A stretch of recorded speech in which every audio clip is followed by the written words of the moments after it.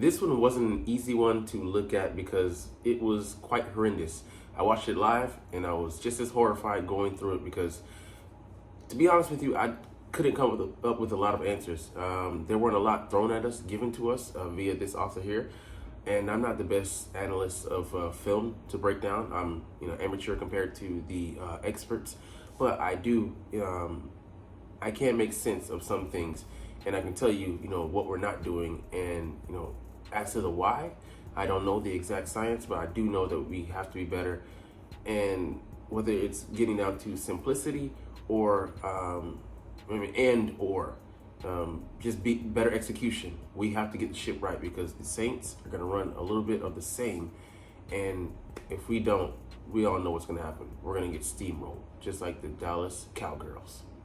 What's up, it's your boy Central. I come back at you with another analysis video to get you. No, that's my real name. Eagles film analysis, depressing defensive takeaways from the loss of the Falcons. And yeah, this one was, like I said, hard to watch because it was just over and over and over, us being hit with the same things. So let's try to dive into the film and look at what there is to be taken from this, because some of this, you got to just burn, and, a lot of learning experience here. Or I should say tough learning experiences. So the Eagles, you talked about it last week, they had bad run fits. And he's going to be negative with a new defensive coordinator in Vic Fangio, who we've had some history with as a consultant. But yeah, last week was definitely the warning shots across the bow because didn't look pristine, didn't look clean, surrendered a unacceptable yards per carry average, and just looked horrendous in run defense. The Falcons repeatedly ran the outside zone. We'll get into that a little bit, but where there's an empty space and they're kind of slant. For me, I simplistically say that they're slanting the line. They're going with angles, and they're taking away the backside defender because they're running away from them, and the back has the possibility to cut it back against the grain. And, when those holes, those angles, those lanes are created by the slanted nature of the attacking offense. But it creates such an advantageous flow for the back where he can pick front side, A gap, B gap, or completely to the back side, cut all the way back. It's just it's a once they get flowing. Denver used to employ this a while ago, especially under Gary Kubiak. It's such a hard offense to stop. Terrell Davis was a master at finding the hole in the zone. Wasn't the most physically gifted back, wasn't the strongest, wasn't the fastest, but man, did he know how to play his lane. Anyways, we played this with a four-man front, 6 and only 6 in the box, so it was 6 for the offense and versus 5, and we just kept getting overwhelmed. So let's look at it here. You can see we have 4 guys, the A gap here, and the B gap, and the C gap. But zone because they're going to this area here, this empty area of the field. So it's sliding this way. That's where Bijan Robinson's going. But even before he gets touched, man, he's gonna have all this field before he even is contacted by anyone else. But you can see the angles that the linemen are going at. So they're attacking this gap here. They're double teaming here. They're sealing off the back here, and they're getting to the second level. And that's what hurt us because getting to Zach Bond, he was left exposed. And what I didn't like was that we were doing that. Our defensive tackles in the scheme I thought were designed to protect our linebackers, and he was just left there. And I get if he can't do it, if he goes around this guy, if he slows down, if he tries to take it on head on, defeat the block, he's weaker because Lindstrom is a bigger guy than him physically. So it's you slamming your bigger lineman, and he's quite agile against our smaller defender, and it's a win every single time. So what I wanted to see us do was what we ran we've run in previous years, a 5-by-1, 5 down linemen, and then 1 linebacker who was Kobe Dean, which he did on the goal line. But I know we were trying not to sacrifice the run look, the pass defense. But man, you guys just got to man up sometimes. And they weren't the greatest. What frustrated me about this, this thought process of having selling out for the pass and not letting us beat us through the air. I mean, I get it because it was bend but don't break philosophy, and we were tight in the red zone. but they allowed just way too much, free yardage, and then they built the play action off of that, and that hurt us because our linebackers were falling forward. Go check out Philly Film Room. He breaks it down why we shouldn't be panicking, but there are some causes for concern because it's 2 weeks in a row, and then we went from Zach Bond being the GOAT to him being GOAT, and be the culprit, and it can be you can be very reactive, knee jerk, and say, oh, they just played poorly. This guy, you're signing lane to the wrong guys, and not understanding what they're looking at here. And I mean, I would say I don't like the game plan from the coach, here from Vic Fangio. One on the side of not deciding to use the 5-by-1, and I get it, but you got to fight your way through it sometimes and try and stop the the 4-man front. But once you saw that it wasn't working, once you saw that they were just doubling Jalen Carter and doubling Jordan Davis and not not paying heed to anyone else, and you got to go with something else. You got to try, So I mean that was it was for me him being frustratingly single-mindedly. We're gonna stop this offense out of this front, and it happened like one time on the drive where we stopped them before we scored, and just it is what it is. But anyways, look here, he got the Zach Bond, cut him down, and easily before he even gets contacted. Let's see how many yards he gets. 1, 2, 3, 4, 5. I mean, before he's even getting contacted, it's 6-7 yards. Almost 7 yards there, and that's putting him ahead of the 6. That's 2nd and 3, easy 2nd and 3. So you can run anything pretty much out of the playbook after that. So, we were fine in pass defense except for the last drive, and it was eerily similar to the the Seahawks game. They're holding water, treading water. Then the bow broke, and all hell broke loose. Reed Blankenship being blown on the play action. We'll see it here. That's what this zone read does. He got caught. It might have been a house call, but we're fortunate they didn't throw it. I think Nolan Smith is being blocked on the edge here by a tight end, and that was frustrating. But that's kind of like the perfect the antithesis of the call that sent Brock Purdy to the hospital. I mean, having a tight end come scraping across the formation is difficult, but this zone scheme is designed to block guys like him, and yeah, I get it. 1-on-1, you should be beating that guy like a drum, but it's designed to have him and give him the leverage. So, things are not always going to fall in your favor. I don't know how we can scheme him open. He was getting chipped. He got chipped a couple times, but Zach Bond was being chipped to hell, and it was taking away his speed. Causing him to go from different angles, and allowing them to effectively take him out of the game. So he was being game planned for. If you're being game planned for, they consider you a threat. And Josh Sweaty had single on his side. Got to break through, man. Milton Williams was blown up by double teams. We saw that. Morrow Jumbo struggled against double teams. We saw that. I mean, we didn't have anybody who could beat him, and Jalen Carter wasn't really being aggressive as I like to have seen off the line. So he's a young player. We kind of know him, but if he doesn't break through, we don't have a semblance of a rush on the interior. Except for when we brought in the 5-man front near the goal line. We brought in I'm trying to think of his name. Thomas Booker. He was getting after it. 3 tackles, 2 solo. I think 2 for loss. Jordan Davis, they didn't use him in the 5-man front. He's a nose.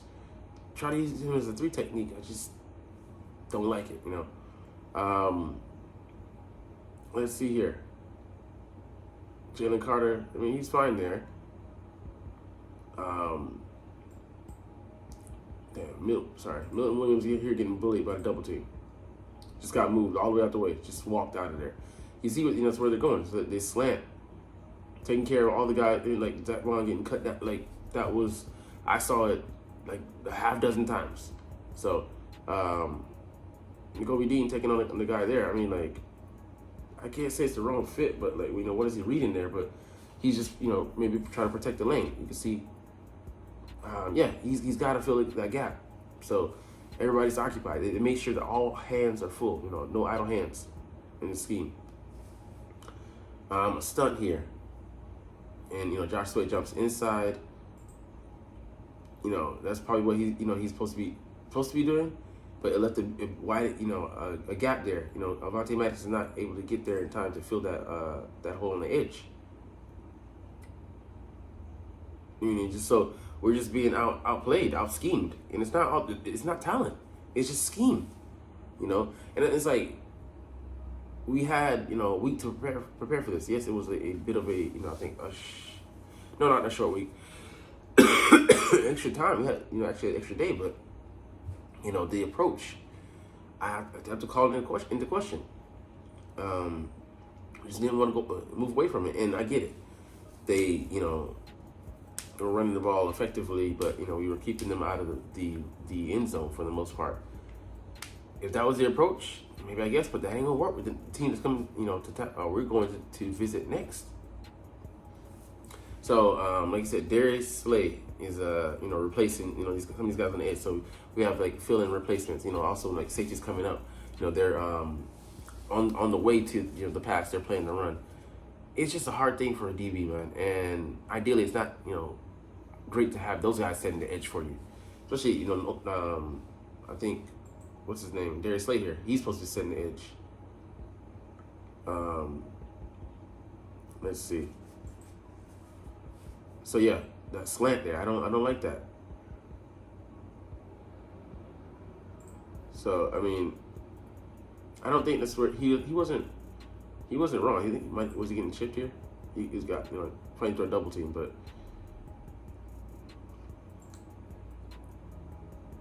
dang, it just Zach Bond looks indecisive there. So I mean, he's getting run around. It's just we didn't look like we knew what we were doing as far as the run fit. The linebackers looked a little bit confused, and I think that had something to do with them being protected. And in this game, they were kind of just exposed. And not saying they were exposed for lack of talent, but they're supposed to be covered up by those guys in front of them. So yeah, being forced to use. Look at the difference here in the 5-man front. Bam, pressing everybody, and then so I get it. We don't want to be left vulnerable for the pass game, but I felt confident in our corners covering these guys, and I think Vic just didn't want to repeat of us using that, and we got dogged in pass defense last year. So it's kind of like pick your poison type deal. I get it, but you're not. I know we can stop the run in a 4-man front, but it takes everybody being on the same page. We weren't. Everybody shooting gaps. We weren't. Not showing any hesitancy. Not going out there thinking, just reading and reacting. We weren't. So I mean, just too many. The defense was too complex for I think our guys to. We're not ready yet to move at full speed. So there's too many factors, too many things working against us. So here, Bryce Huff getting blocked by a tight end. So I mean, I get it. Like by the time he's dealing with, a pass rush, they've already got him out of his game, and he's being blocked by a tight end because he doesn't know if it's his own read or how you should be shooting the gap. Like I said, I'm going to judge this thing quarterly. I'm not going to jump to a snap judgment and say, oh, he's horrible, he's unplayable. Unplayable? What the fuck you mean? I mean, just by the logistics, we got to play the guy. So playing him on third downs, I get that he's not the best run defender that he could be, and Vic was speaking to that. But, don't throw the baby out with the bathwater. We still have to use him, have use for him in this defense. Yeah, but doing the same thing over and over. Playing the 4-man front. And then, here's where, Darius Slay, he's supposed to set the edge. I don't like that, man.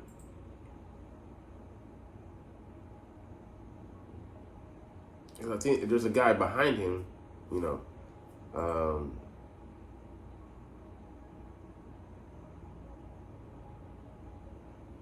then yeah, that's fine. But I'm looking at Zach Bond, him feeling. Like, what are you doing getting blocked right there? Some guys in positioning, they don't know, where they're supposed to be in the field. And C.J. Gardner-Johnson hasn't been, in the places he should be at times. I mean, no, this is him beating the guard. But that's awesome. But, it was, a few and far in between that.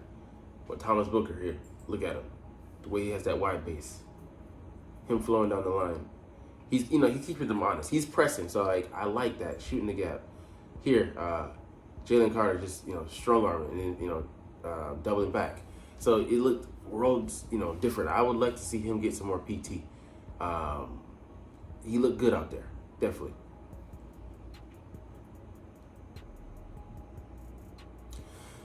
And I like this, the 5-man front. I don't think we should exclusively work out of it, but change the pace, change it up.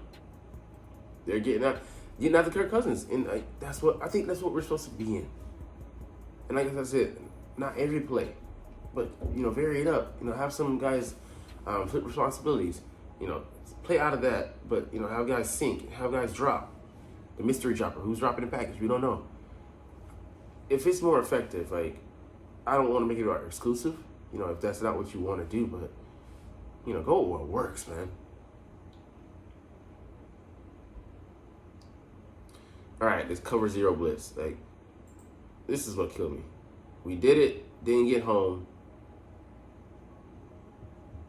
And then, C.J. Gardner-Johnson got shrugged the fuck off.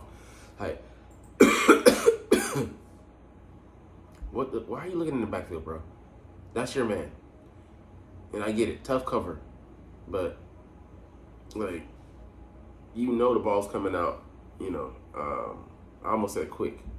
But the ball's coming at some point. Stick with your man. You're the last line of defense.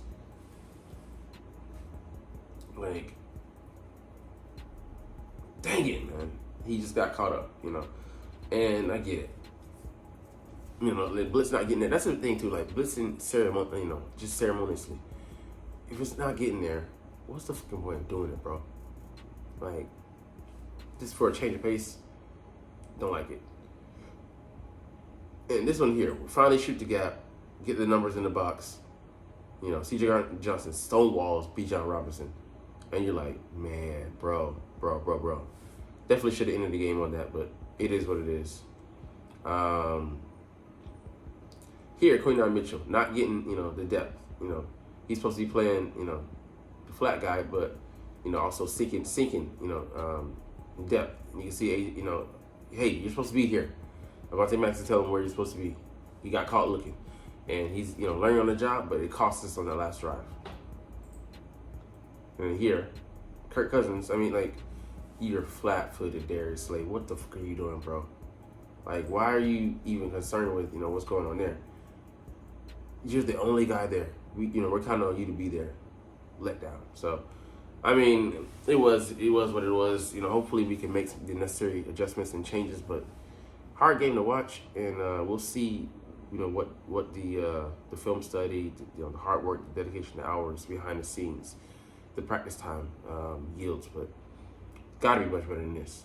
Anyways, we'll get up out of here on that note, but hey, I know what the truth is, that you're not even watching though, but it's all good because I love making these videos and I love talking about the freaking stinking Philadelphia Eagles, who I love. We'll chunk the deuces officially, but as always, it's fly, Eagles, fly, and let motherfucking go! Like, comment, share, subscribe. Thanks for watching. Check me out at Centron Anime, Centron Life, or Centron Laughs, or other social media.